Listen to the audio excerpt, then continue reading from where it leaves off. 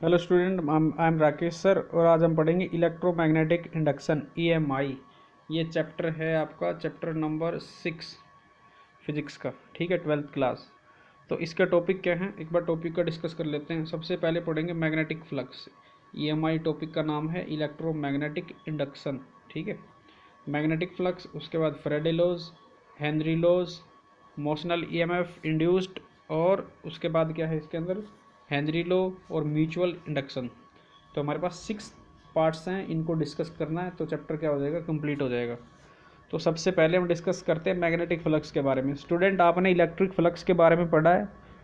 Electric flux क्या होता है, E.A means number of electric field line passing through an given area. तो वो क्या होता है, electric flux, the counting of electric field line. तो अब देखो, इलेक्ट्रिक फ्लक्स हमने पढ़ रखा है पहले से। E.A किसके लिए वैलिड है, क्लोज कर्व के लिए। ऐसे ही कौन सी चीज़ भी वैलिड होगी, इलेक्ट्रिक फ्लक्स क्या है, number of electric field line की काउंटिंग करना। ठीक है, एक गिवन एरिया से कितनी पास कर रही हैं। ठीक उसी टाइप से हम किसका डिस्कस करेंगे, सेम टाइप से मैग्नेटिक फील्ड का। तो मैग्नेटिक फील्ड क्या होगी, number of magnetic field line passing through a given area. ठीक है, सेम तरीके से ये भी किससे लिंक होती है, एरिया से लिंक्ड होती है। ठीक, तो इसका फॉर्मूला क्या आएगा, E.A। और ये किसके लिए, क्लोज कर्व के लिए। क्लोज कर्व के लिए ये साइन दिया है, और डॉट प्रोडक्ट को उठाएंगे तो क्या आएगा, BA cos थीटा। बी क्या है, मैग्नेटिक फील्ड, ए क्या है, एरिया, और ये क्या है, बी और ए के बीच का एंगल। अब स्टूडेंट, सबसे पहली बात, एरिया कैसे निकालें। इसका वेक्टर कहाँ की तरफ आएगा, मैग्नेटिक फील्ड तो जहाँ पे डायरेक्शन दी होगी, देखो एरिया का वेक्टर होता है हमेशा ऑब्जर्वर की तरफ। किसकी तरफ, ऑब्जर्वर की तरफ। अगर आप यहाँ पे हो तो एरिया वेक्टर क्या आएगा, इसके परपेंडिकुलर। क्या आएगा, इसके परपेंडिकुलर। और किसकी तरफ होता है, हमेशा ऑब्जर्वर की तरफ। एरिया वेक्टर होता है परपेंडिकुलर टू द सरफेस, जिस साइड से हम उसको देखते हैं उसकी क्या होता है, परपेंडिकुलर। मान लो ये क्या दिया आपको, एक क्यूब दी है, और इसका मुझे किसका निकालना है, इस वाले पार्ट का एरिया वेक्टर। तो इसका एरिया वेक्टर कहाँ की तरफ आएगा, इसका एरिया इधर की तरफ आएगा, और इसके क्या रहेगा, सरफेस के परपेंडिकुलर। तो एरिया वेक्टर की डायरेक्शन ऑब्जर्वर की तरफ होती है।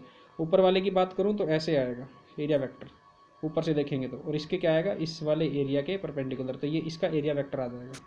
ठीक है स्टूडेंट, और मैग्नेटिक फील्ड लाइन की डायरेक्शन तो हमें गिवन होगी, तो हम दोनों के बीच में क्या निकाल लेंगे, एंगल निकाल लेंगे। तो क्या आ जाएगा अपना, कोस थीटा आ जाएगा। आई होप कि आपको एरिया वेक्टर समझ में आया। एरिया वेक्टर क्या होता है, always parallel to the surface. ठीक है, और towards the observer, perpendicular to the surface and towards the observer. किसकी डायरेक्शन होती है, एरिया वेक्टर की। ठीक है, अब मैग्नेटिक फ्लक्स काउंटिंग कैसे करें। मान लो यहाँ पे आपको एक मैग्नेट दी है, ये रिटर्न है यहाँ पे, मैग्नेट दिया है। मैं यहाँ से मैग्नेटिक फील्ड लाइन निकलेंगी ऐसे, बहुत सारी मैग्नेटिक फील्ड लाइन निकलेंगी नॉर्थ पोल से बाहर की तरफ। ठीक है, तो हमने क्या किया, यहाँ पे दो एरिया बना लिए। एक तो ये पास में बना लिया, और दूसरा वाला इसे दूर बना रखा है।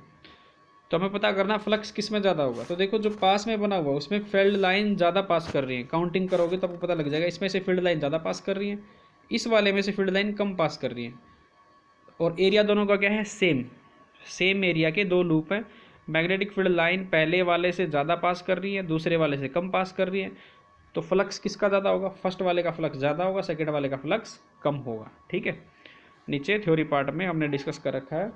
In the above case ring 1 and ring 2 are of same area, same size, but the magnetic flux through ring is greater.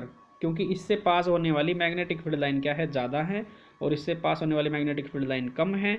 जितनी ज़्यादा मैग्नेटिक फील्ड लाइन पास करेंगे उतना ज़्यादा क्या आएगा, फ्लक्स आएगा। ठीक है, आप इसका स्क्रीनशॉट लेके इसको नोट कर सकते हैं। ठीक है स्टूडेंट,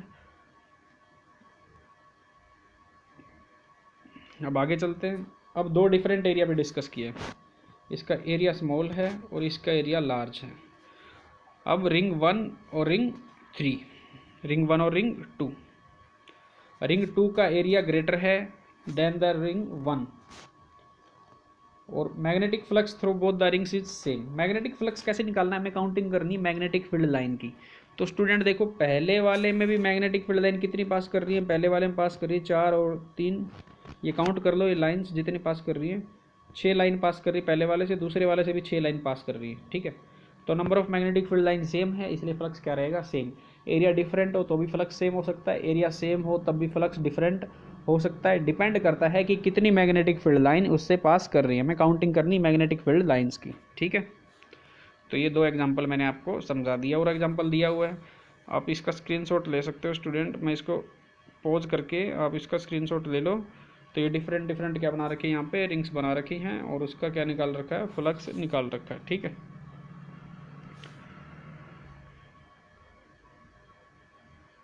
अब एरिया का यूज़ कैसे करें, जैसे बी डॉट ए, इसका यूज़ कैसे करें।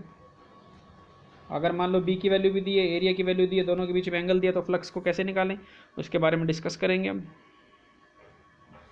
देखो यहाँ पे दे रखा है, ये हमने क्या रख दिया, कोई स्क्वायर रख दी।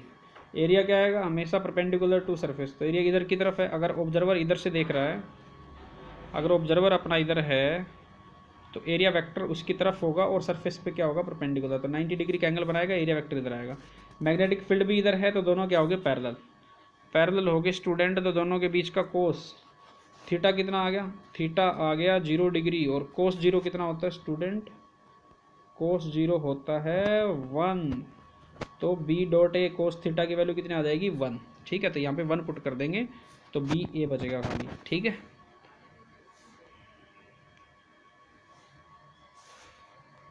अब फ्लक्स की हमें क्या निकालनी है, फ्लक्स की निकालनी यूनिट, ठीक है। तो फ्लक्स की बी की क्या होती है, टेस्ला, एरिया क्या होता है मीटर स्क्वायर में, तो क्या आ जाएगा, टेस्ला मीटर स्क्वायर, क्या आ जाएगा, टेस्ला मीटर स्क्वायर, ठीक है। ये इसका यूनिट। और टेस्ला मीटर स्क्वायर को किसके बराबर लिख सकते हैं, वेबर के। तो ये किसकी यूनिट है, फ्लक्स की, किसकी, फ्लक्स। कैसा फ्लक्स, मैग्नेटिक फ्लक्स। ऐसा यूनिट क्या होती है इसकी, वेबर। और टेस्ला मीटर स्क्वायर दोनों एक ही बात है, ठीक है। अब आगे चलते हैं, एक वेबर में कितने मैक्सवेल होते हैं, ये कोई ज़रूरी इन्फॉर्मेशन नहीं, आप लिख सकते हो, कोई इशू नहीं है। 10⁸ मैक्सवेल होता है, ये इसकी सीजीएस यूनिट है। बहुत रेयर चांस है कि इसके बारे में आपसे पूछा जाएगा, 1 मार्क्स में कभी पूछ ले तो बहुत रेयर है। अब चलते हैं आगे।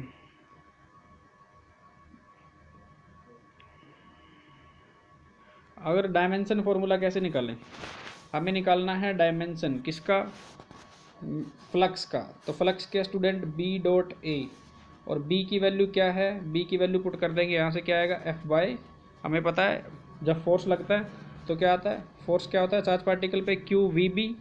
तो बी की वैल्यू क्या आएगी, force upon force divide by charge into voltage. तो ये सारी वैल्यूज उठा के कहाँ पुट कर दो आप, यहाँ पुट कर दो बी की जगह। तो बी की जगह इन वैल्यू को पुट कर देंगे और इनके डायमेंशन निकालने स्टार्ट करेंगे। तो फ्लक्स ये बन जाएगा जब वैल्यू पुट करेंगे।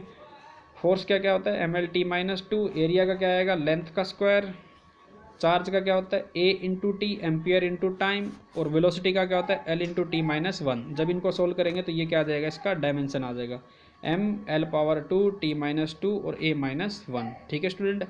ए मीन्स एरिया नहीं है, यहाँ पे क्या है, एम्पियर करंट, ठीक है। उसको आई भी लिख सकते थे हम, बट यहाँ पे ए लिखा है तो हम ए का यूज़ भी कर सकते हैं, ठीक है। तो ये इसका डायमेंशन हो गया।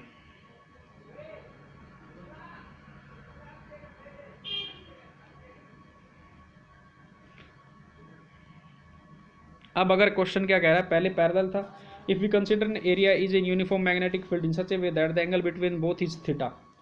अब दोनों के बीच में अगर मैग्नेटिक फील्ड और एरिया वेक्टर के बीच में कितना एंगल हो, थीटा, तो फ्लक्स कैसे निकालेंगे, तो हम बी डॉट ए कर देंगे, उनकी मल्टीप्लाई कर देंगे, तो क्या आ जाएगा, हमारा आंसर आ जाएगा। तो ये हमने कर दिया। यहाँ पे क्या मान लिया कि ये एरिया वेक्टर कुछ ऐसे है, और एरिया का वेक्टर ऐसे आएगा इससे 90 डिग्री पे, और मैग्नेटिक ऐसे है इधर की तरफ, ये एरिया वेक्टर हो गया आपका, और ये मैग्नेटिक फील्ड हो गई।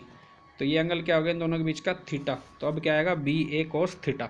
थीटा की वैल्यू हमें गिवन होगी, बी की वैल्यू गिवन होगी, एरिया की गिवन होगी, तो हम सब बारी वैल्यूज़ को पुट करके इसकी कैलकुलेशन ईजिली कर सकते हैं, ठीक है स्टूडेंट।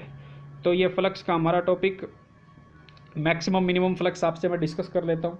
अगर थीटा कितना है 0, तो फ्लक्स क्या होता है स्टूडेंट, मैक्सिमम। अगर थीटा कितना हो 90 डिग्री, तो कोस 90 कितना हो जाएगा 0, तो फ्लक्स भी क्या आएगा 0। तो ये मैक्सिमम और मिनिमम की 2 कंडीशन आ गई।